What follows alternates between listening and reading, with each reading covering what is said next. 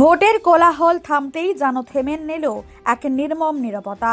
আর সেই নীরবতার বুক চিরে হুগলির পান্ডুয়ায় শুরু হলো বুলডোজারের গর্জন। রাতের অন্ধকার তখনও পুরো কাটেনি, কেউ ঘুমোচ্ছিলেন, কেউ হয়তো আগামী দিনের চিন্তায় ডুবে। ঠিক সেই সময় হঠাৎ শব্দ করে ঢুকে পড়ে বুলডোজার। মুহূর্তের মধ্যে ভেঙে পড়তে শুরু করে ছোট ছোট ঘরগুলো। যে ঘরগুলো ছিল স্বপ্ন, ছিল হাসি, ছিল বহু বছরের স্মৃতি। রেল পারের সেই মানুষগুলো যারা দিনের পর দিন লড়াই করে বেঁচেছিলেন, এক নিমেষে হয়ে গেলেন গৃহহীন। কারোর মাথার ওপর ছাদ নেই, কারোর রান্নার হাড়ি ভাঙা, কারোর শিশুর বই খাতাও চাপা পড়েছে ভাঙা দেওয়ালের নিচে। স্থানীয়রা জানাচ্ছেন, আগেই নোটিশ এসেছিল ঠিকই, কিন্তু তখন ভোটের আবহে থেমেছিল উচ্ছেদ। যেন সময়টা অপেক্ষা করছিল, আর ভোট শেষ হতেই আবার নোটিশ, তাও মাত্র একদিনের সময়। এত অল্প সময়ে কোথায় যাবে মানুষ, কোথায় খুঁজবে নতুন আশ্রয়? আজ যখন বুলডোজার চলল, তখন আর সময় ছিল না, ছিল শুধু কান্না, হাহাকার আর অসহায় চিৎকার। এক বৃদ্ধা কাঁদতে কাঁদতে বলছিলেন, এই ঘরটাই ছিল সব, এখন আমি কোথায় যাব বলুন তো? এক যুবকের চোখে ক্ষোভ, কণ্ঠে যন্ত্রণা। ভোটের আগে আমাদের দরকার ছিল, এখন আমরা বোঝা হয়ে গেলাম।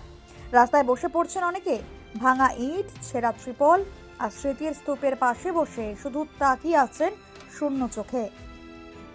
যেন বিশ্বাসই করতে পারছেন না এটাই বাস্তব। এলাকায় উত্তেজনা ছড়ালেও পুলিশ মোতায়েন রয়েছে পরিস্থিতি সামলাতে। কিন্তু প্রশ্নটা থেকে যাচ্ছে, এই মানুষগুলো আজ রাতে কোথায় ঘুমাবে? শুধু বাড়ি ভাঙা নয়, ভেঙে গেছে বহু মানুষের ভরসা, নিরাপত্তা আর ভবিষ্যতের স্বপ্ন। এখন একটাই দাবি উঠেছে চারিদিক থেকে, উচ্ছেদ নয়, আগে পুনর্বাসন। পান্ডুয়া থেকে শিশুদের রিপোর্ট, মেমারি আপডেট নিউজ। কি বলবো, সাধারণ গরিব মানুষের ক্ষতি হলো, তারা করে খেত, তাদের যা এখন অবস্থা, মানে কান্নাকাটি। ওখানে গাদা মেয়ে ছেলে ভাগার পাড়া, মানে ওখানেও কান্নাকাটি চলছে। সাধারণ গরিব মানুষ একবারে রোজ খেটে খাওয়া মানুষ, এরা কোনো জায়গায় নেই, এদের কিছুই জমি জায়গা কিছু নেই, একদম বাস্তুহীন, মানে ওদের একদম একদম লাচার লোক। তার জন্যে সরকার এখন তো এলোই না, তার আগেই এই অবস্থা রেজাল্ট, সাধারণ গরিব মানুষের খুব ক্ষতি হলো। যে ক্ষতিটা, এটা কারোই ভালো হবে না, ওপরওয়ালাও ভালো করবেন, এটা ঠিক হয়নি, একদম খুব খারাপ হয়েছে। সাধারণ গরিব মানুষগুলোর জন্য করা হোক কিছু, এটা সরকারের কাছে আমার আবেদন থাকবে। কত বছর ধরে দোকান ছিল? কেন অনেক, মিনিমাম আমরা বাচ্চা থেকেই দেখছি, আমাদের বয়স 48 বছর, তাহলে আমার বাপেদের আগে থেকে ছিল, তাহলে মিনিমাম ধরুন এখানে 50 বছর 55 বছর ধরে ছিল। এখন কি করবে?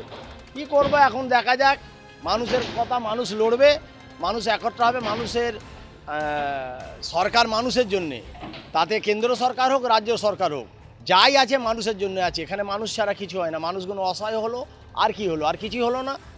বাচ্চা এখন কোথায় থাকবে, সব বেঘর হলো। ভোট মিটতিয়ে এরকম পদক্ষেপ, কি বলবেন এটা? ভোট নিয়ে কি বলবো, এখন এই পলিটিক্যাল যা হলো, তাতে ভোট মিটলো, আর 2 তারিখেই হলো। 2 তারিখেই ভেঙে দিতে হবে। সাধারণ গরিব মানুষ, তাদের কিছু নোটিশ ফোটিশ 2-1 টাকা একদিন দিয়েছে, তার একদিনের মধ্যে 2 তারিখের মধ্যে 1 তারিখে নোটিশ, 2 তারিখে ভাঙা।